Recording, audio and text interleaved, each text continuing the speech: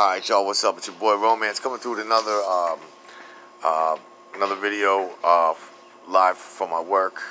Just got done with work today. So today's video is going to be the top 5 hip-hop soundtrack of all times. These are albums that were the album for a movie, and the album itself was the soundtrack to that movie. And these are the top 5, in my opinion, best, conglomerations of rap songs on an album. So, coming in at number 5, from 1994, I never saw the movie. The movie probably sucked, and I'm sure probably many of you never saw the movie either. The movie itself is called Street Fighter. Again, never saw. I think it might have had Claude Van Damme. I don't know. I don't care. I don't really care about, like, fighting movies and action shit like that. But anyway, and plus in 1994, I was knee-deep in college, and I was going out with the beautiful Jennifer Hannig at the time, and she had 5 sexy roommates, and then she had 92 sexy Delta Zeta sisters, and I had 1,672 millionaires' daughters to play with at Muhlenberg. So in 1994, I really didn't care about the Street Fighter 2 soundtrack, or the movie, but I did care about the soundtrack. It had Ice Cube, Public Enemy, Nas, LL Cool J, Craig Mack, The Pharcyde, Paris, but the the takeaway track is, of course, MC Hammer and Deion Sanders, and the song called Straight to My Feet. So that's number 5 on the list. Number 4, from the same time frame, but I think it was in summer of '93 this came out. And the key thing with this movie is it's a soundtrack for a movie called Who's the Man. House of Pain is sings the title track. And Eric Sermon's on the album, Pete Rock and CL Smooth are on the album, Mary J. Blige is on the album. But the real reason I love this album, and I'm not by any means a huge fan of this guy, although I do play a lot of his music, but it's the first Biggie Smalls album ever. The first time Biggie Smalls was ever heard to the world was on this album. It's a song called Party and Bullshit. And he's not even known as Biggie Smalls. He's known as Too Big MC on that album or something like that. He's not Biggie Smalls yet. But the main thing about that movie is that the whole movie itself is all rappers. I think the stars are Ed Lover and Dr. Dre, the old VJs from UMTV Raps. But like everybody who was anyone in rap music at the time is in that movie, so it's worth seeing the movie. The soundtrack is okay, and again, it's worth it just to hear Party and Bullshit. But all right, coming in at number 3 on this list. It was tough. The top 3 were really tough for me because they were all neck and neck. See, stop smoking. Don't smoke. Don't be a smoker like me. Grow up to be a smoker. All right. The number 3 is also, again, from 1993. There's a lot of good soundtracks in 93 and 94. This is a movie called Juice, okay?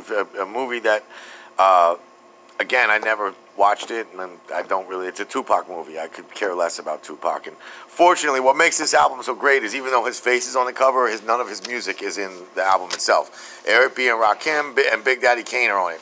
Stop the press right there. Eric B. and Rakim and Big Daddy Kane are on his album. So right there, you got a winning. Like there's number 1 and 3 of all time. Naughty by Nature has a really dope track on this album. Salt and Pepper's on this album. Cypress Hill's all over this album. EPMD's all over this album. So Juice is a great soundtrack. Again, I've seen parts of the movie, and I do think Tupac he did a good job acting in it. I just hate him as a rap. Like, to me, if you wonder why hip-hop sucks, everyone's like, whoa, hip-hop ain't like it used to be. Yeah, you know what happened? Tupac happened. Ever since him, it's not been about skill. It's all been about, like, oh, I'm a thug, what I say to the media, how I act. Like, he paved the way for assholes like Kanye West and shit like that. Like, it was all started with Tupac. You didn't do that shit before Tupac. You didn't get a record deal without skills before Tupac. Like, once he came along, Tupac sucks, okay? Fight me. I don't give a fuck. All right, number 2, movie of all time.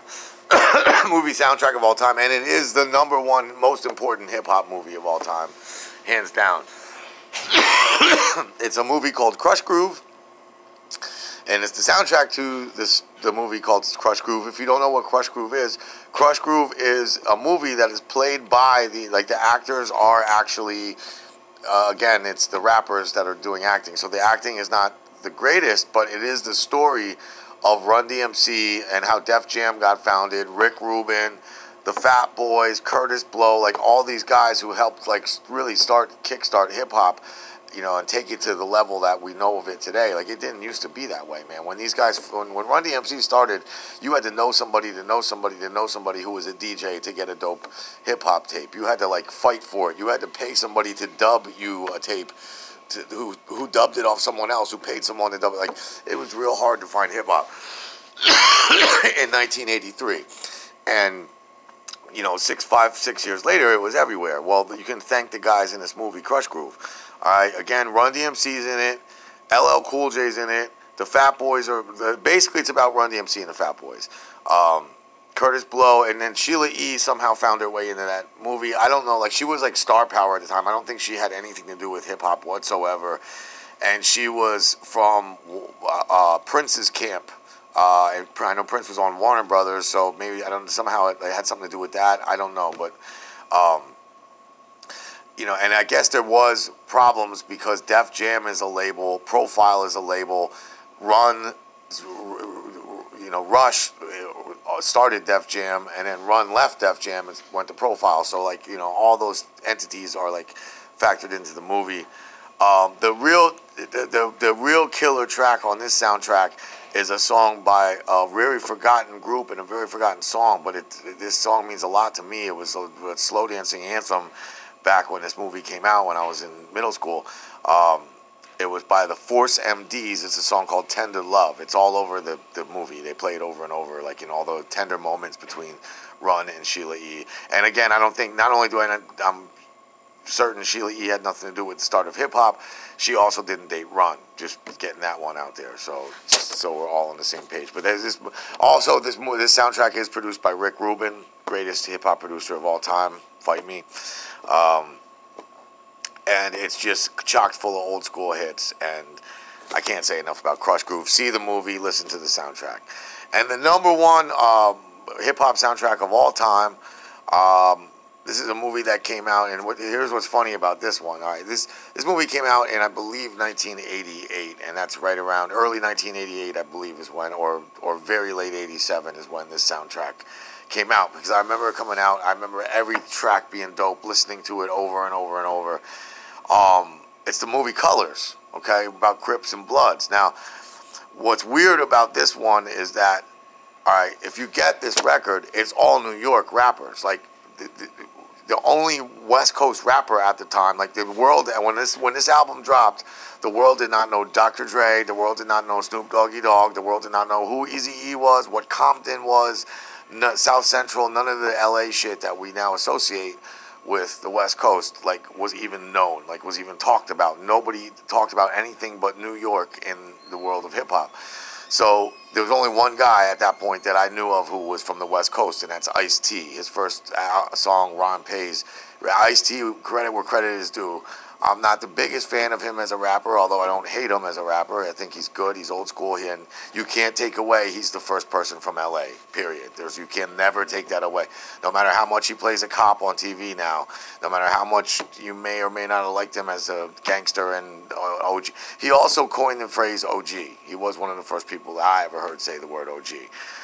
But the Color soundtrack was produced by Marley Marl, and it's almost all New York rappers because no L.A. rappers existed yet.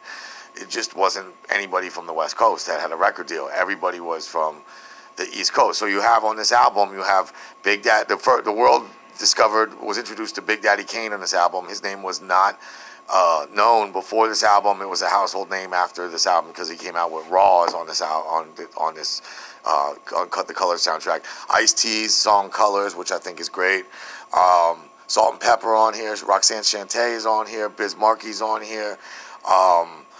It's just all kinds of just old school. Like when Yo MTV Raps first like came out, that's right around when this album came out, and that to me was just the golden pinnacle of rap music. So that's my top five list rap soundtracks for today.